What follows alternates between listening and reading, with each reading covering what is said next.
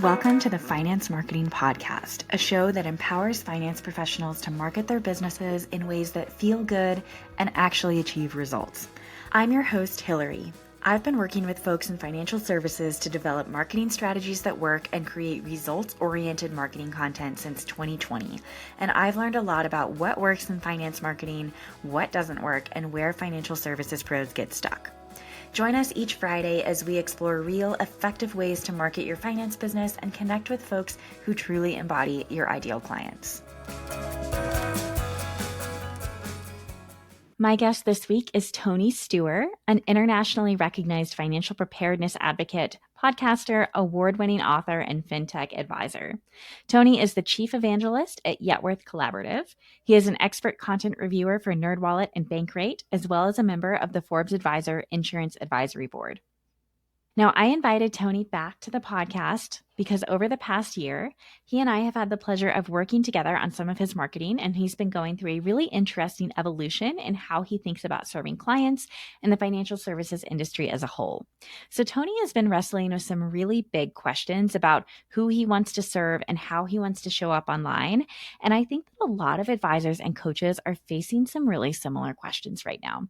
So in this conversation, Tony shares his insights on how the industry must evolve from product-driven approaches to relationship-focused strategies, especially as AI begins to replace basic product selection processes.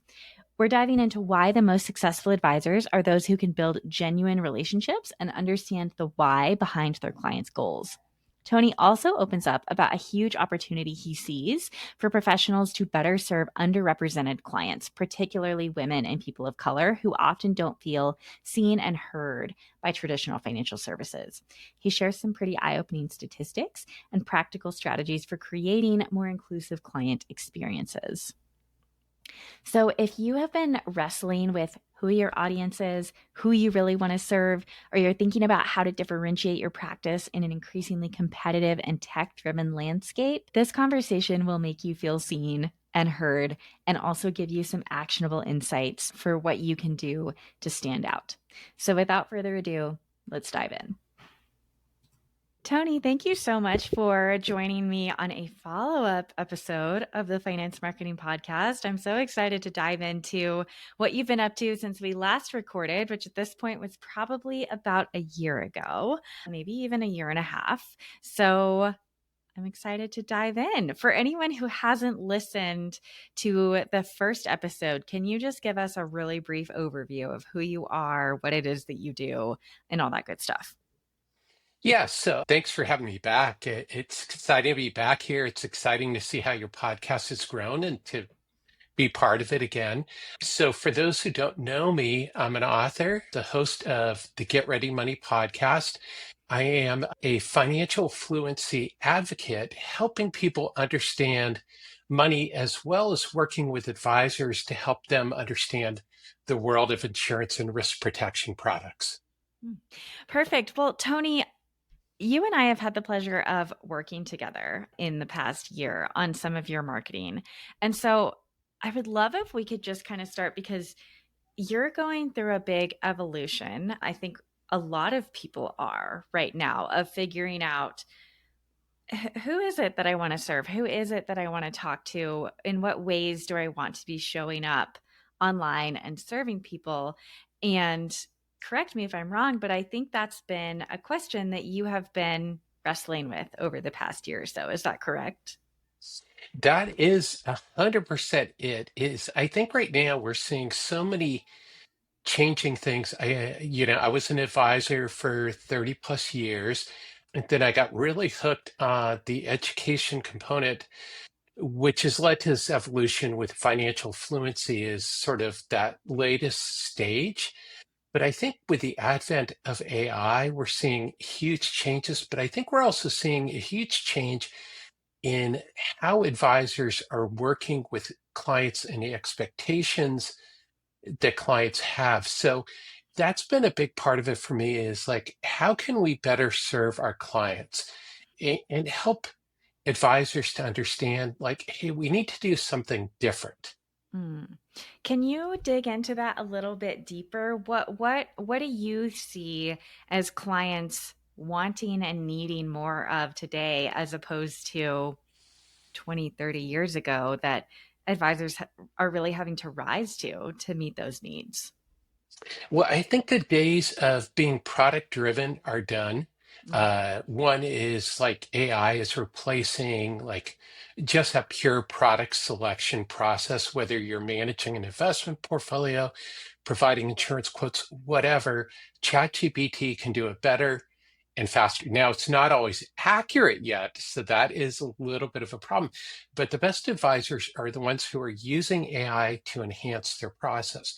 What we're seeing is a move towards behavioral finance, and going really beyond that is a move to being able to find out the why of your clients. And a shout out to George Kinder and the life planning movement, because George was way ahead of the curve on this. Is, it's that whole thing of like, okay, why does your client want to do something?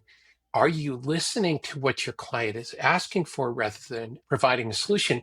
And I think the biggest thing, Hillary, and you and I have talked about this offline, is that the majority of women don't feel seen and heard by the financial services community. And we can take a look at statistics that show 70 to 80% of widows and divorcees will leave their current financial planner, and they almost always end up with a female financial planner. Yet, only 30% of CFPs are women. And then if we look at minorities, is people of color, that number is even smaller. So what we're seeing is that there's this whole trend away from traditional financial services.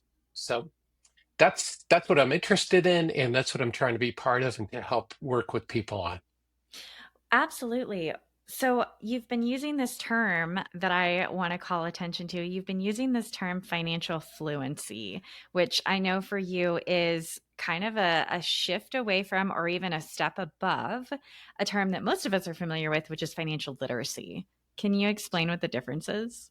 Yeah, well, first I have to give a shout out to my friend Bernadette Joy, who coined the term.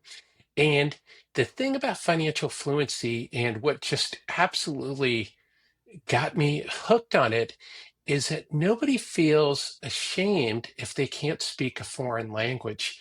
Financial literacy has always bothered me because if you're not literate, you're illiterate. Mm, And so that's right there, that creates some shame, that creates, a whole bunch of other feelings where you feel like you're inadequate or you can't approach it. mm, And so a lot of people have been turned off by the term financial literacy because who wants to say that they're illiterate? mm. But nobody feels ashamed if they don't know how to speak a different language like German. I mean, I just never had the opportunity to learn German. But, Right. if I wanted to, I know that there's tools out there that can help me learn how to speak German. And then I can choose how fluent I want to be in German. Do I want to learn enough to get by? Well, I go on vacation here, or do I really want to understand the language so I can pick up a book in German and read it or watch a German movie? So that's the thing. And that gets to what we're talking about with money, because clients are oftentimes like that. You have a range of clients who say, you know what, I just kind of want to make sure that I cover the basics. I want to make sure I'm saving for retirement. My kids are taken care of with their insurance or whatever. And they have some very basic goals. And then you have other clients who really want to get into the weeds. And financial fluency really matches up with that.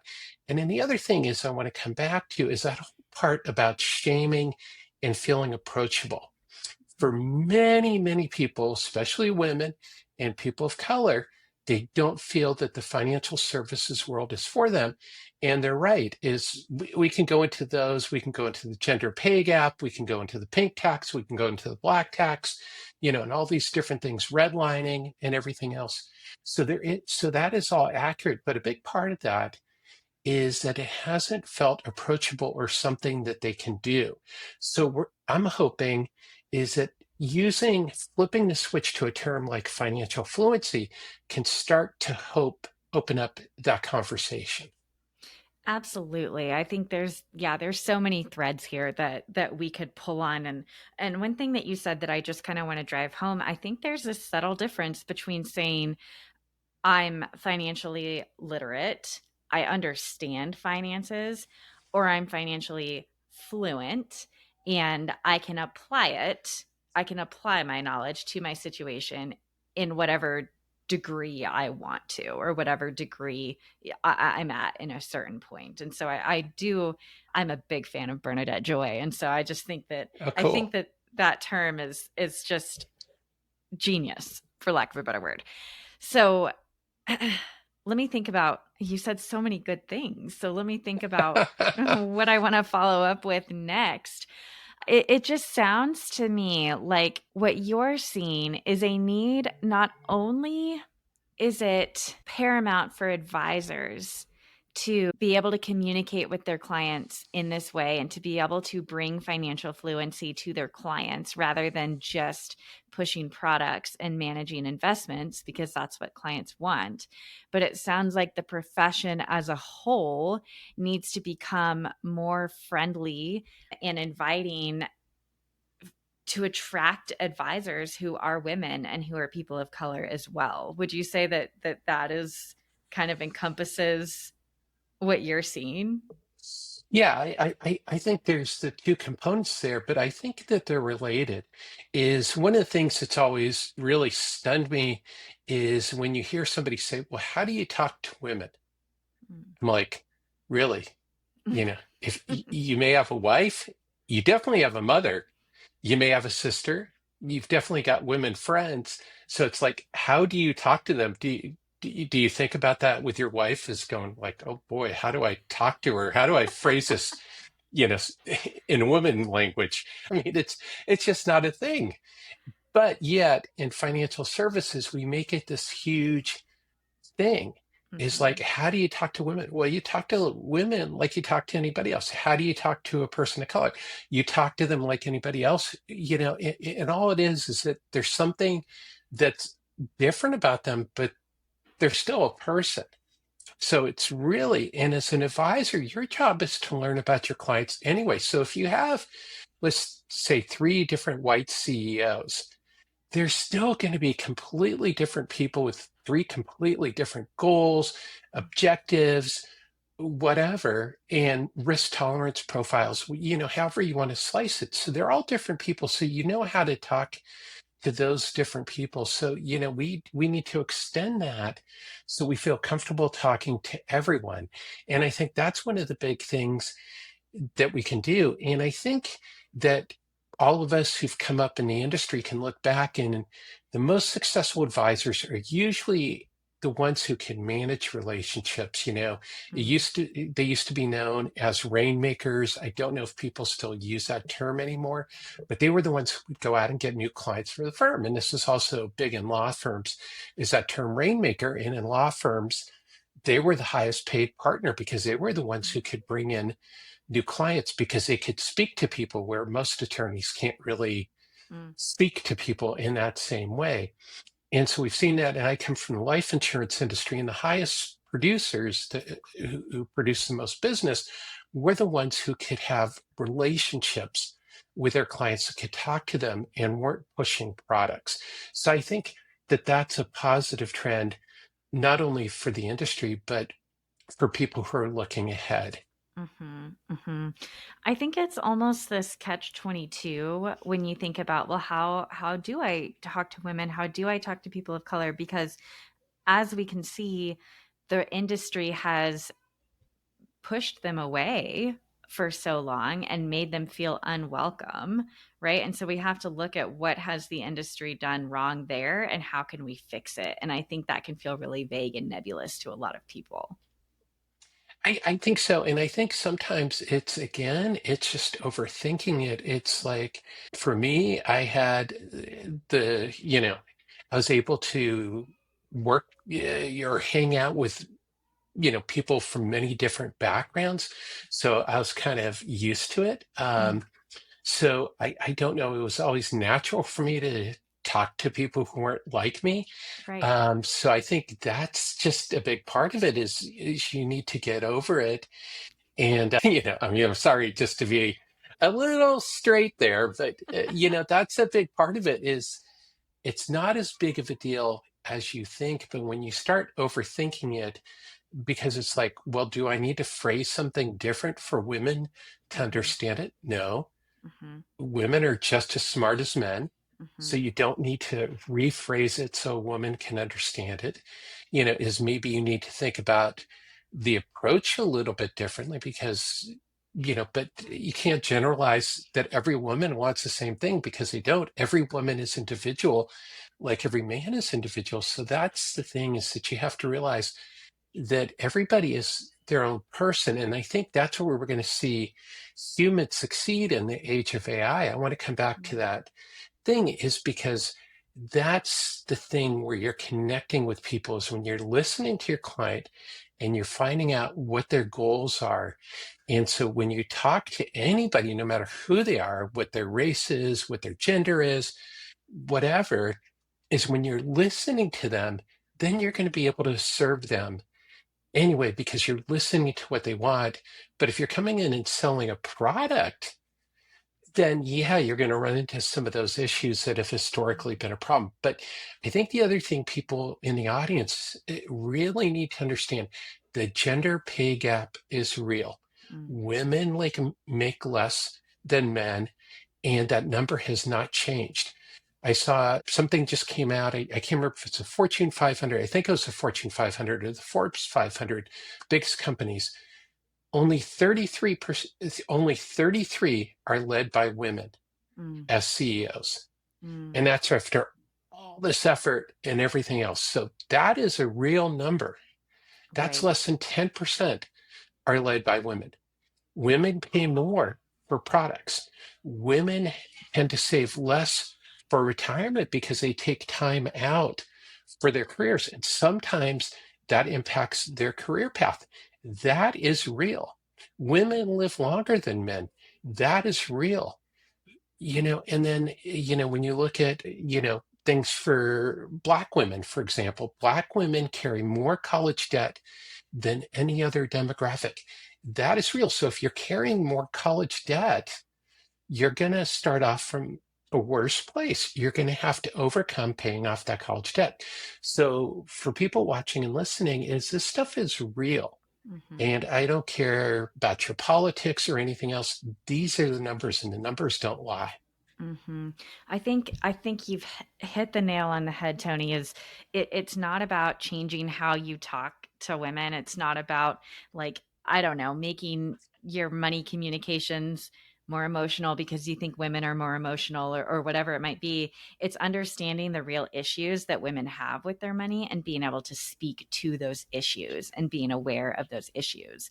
I think it is such a challenge for women who are earning less, don't have as many opportunities in the workplace because they have more caregiving responsibilities a lot of the time with both children and aging parents. And they live longer, right? Not only do they have less capacity to save in a lot of cases, but they need to be saving more to support their longer lifespans. So I think any advisor who can simply talk about those issues, if they want to attract more women and work with more women, that's going to be really, really powerful.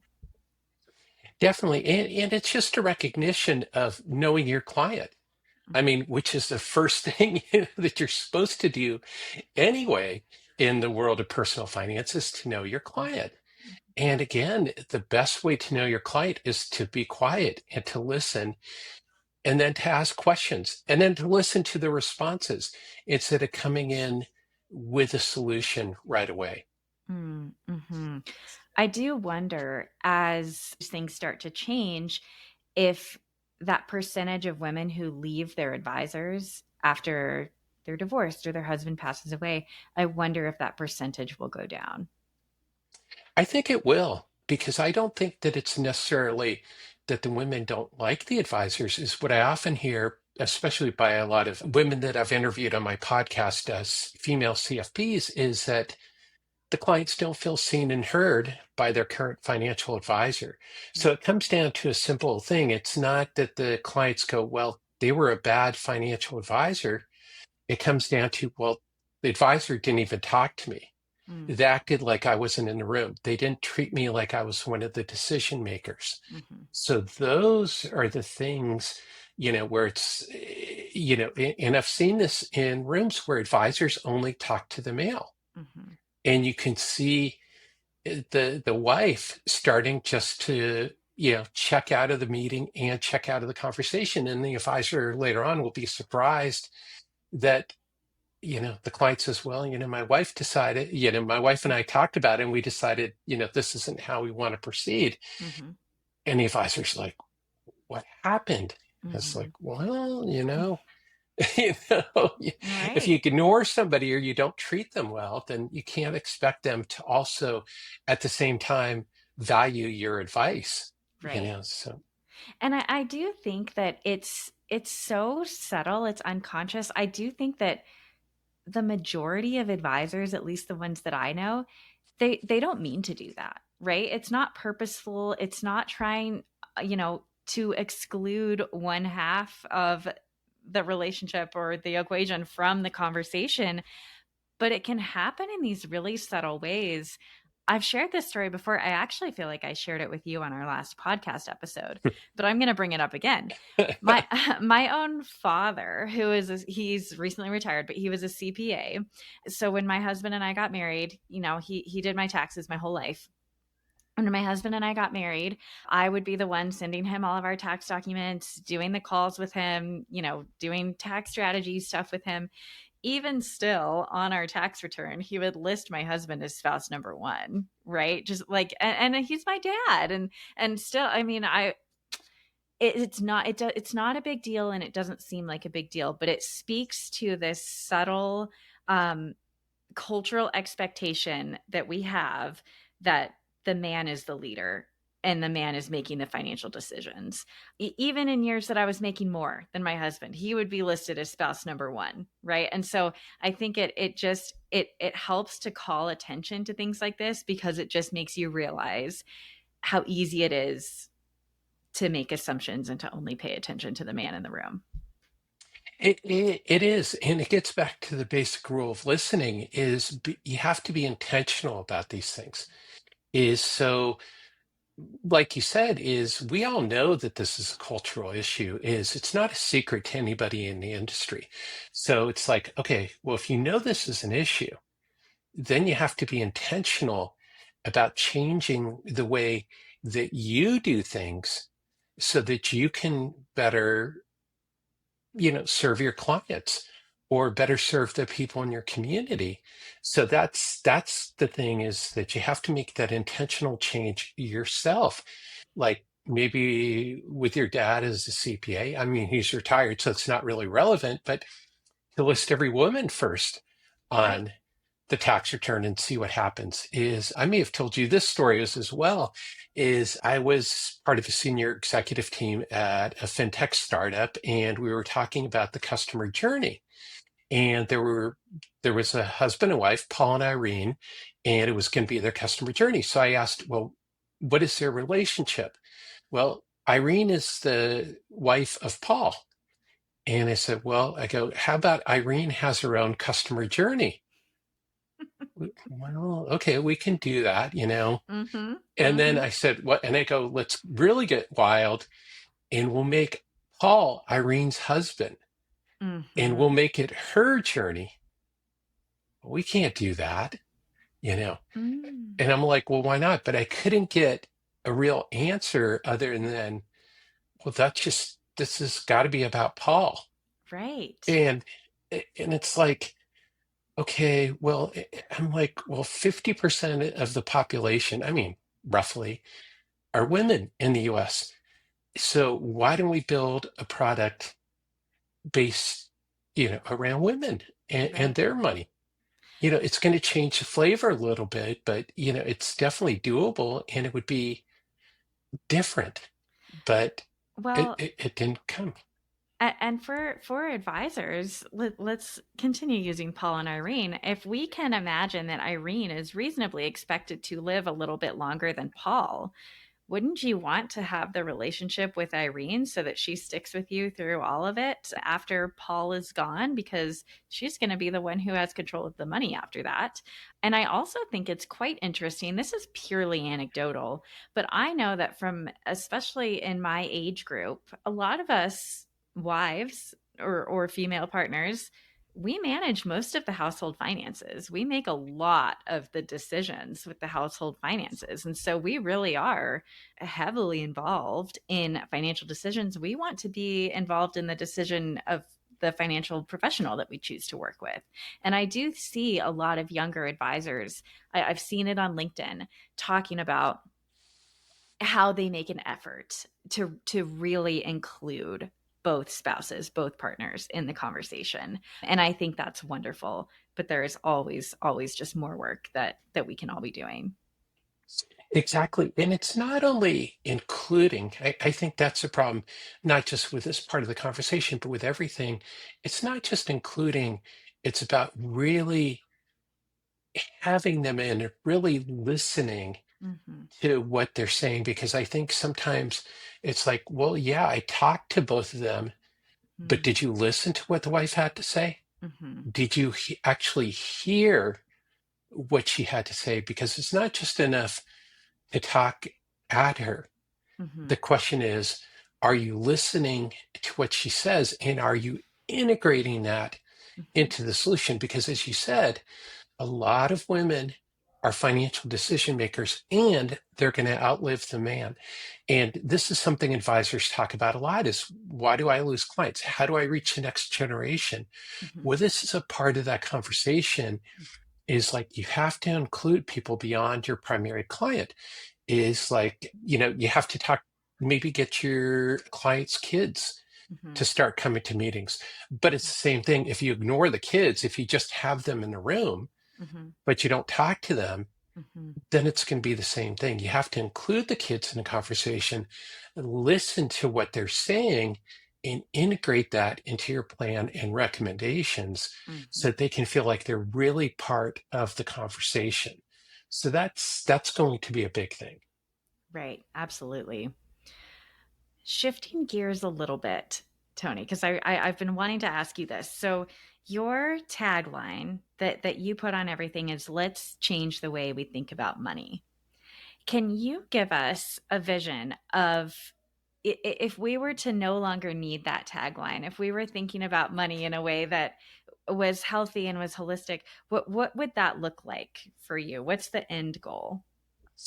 Well, the end goal would be that people were comfortable with money and that they understood that money was part of their life journey. Mm, But I think the bigger thing that we need to understand about money is that money is actually nothing. mm, I mean, it's just a vessel that allows us to do certain things. It's the form of barter that we use in today's world. It's like a long time ago they traded beads or whatever, pieces of gold or whatever. That was the form of currency. So that's all that money really is. Money in and of itself is nothing. So it would be, people wouldn't feel bad about talking about money. Money wouldn't be a leading cause of divorce. It would just be something that was part of our life journey, because you can't separate money from anything else. mm. Is, yeah, money can't buy you happiness, but it can make life a little more comfortable.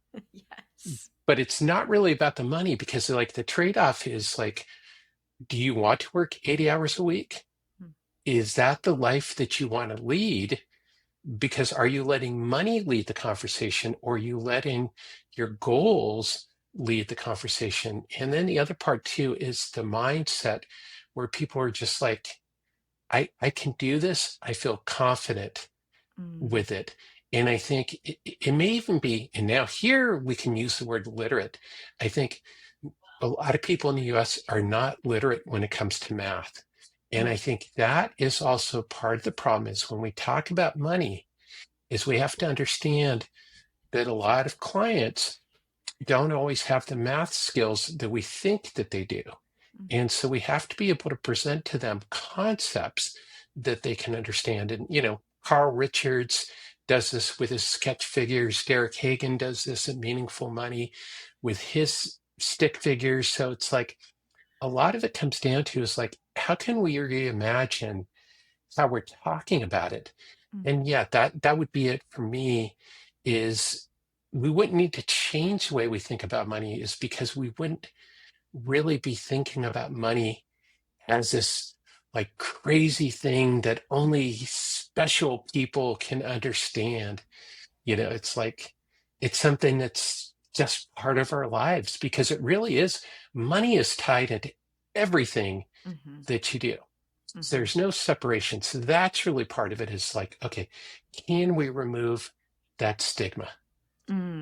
I literally was just going to use the word destigmatizing money, and then you just took it right out of my mouth. Sorry. I stole your line.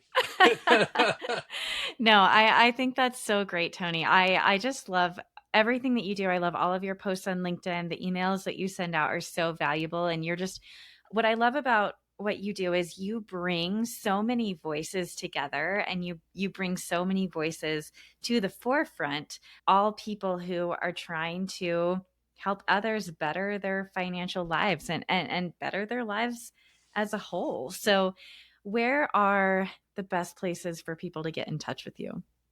Well, LinkedIn is a great place. That's where I hang out. So if you're a professional, I'm on LinkedIn, as you pointed out, all the time. You can go to my website at tonysteuer.com to join the Get Ready Movement. It's free. You get access to a whole bunch of free resources. My newsletter, you can even access Ask Tony AI, which is my AI clone trained on all of my content. And you can listen to the Get Ready Money podcast on any podcast platform. Well, having been a guest on your podcast and listened to some episodes myself, I just want to add a little plug here. Your podcast is fantastic. You have great guests on your podcast. So thank you for creating the content that you do. It's always fabulous. Well, thank you. And I appreciate your guidance because you've had a guiding hand in a lot of the changes that I've made over the last couple of years. So I really appreciate all the guidance that you've given me.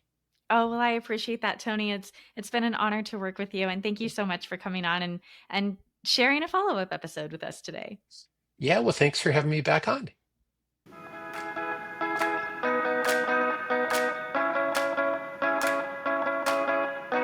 Thank you so much for joining us on this episode of the Finance Marketing Podcast. If you're eager to market your business in a way that feels good and actually gets results, sign up for the Finance Marketing Podcast newsletter in the show notes so you never miss another episode. If you liked what you heard today, please be sure to subscribe to the show on your favorite listening app and leave a review on Apple Podcasts. We'll see you back here next Friday.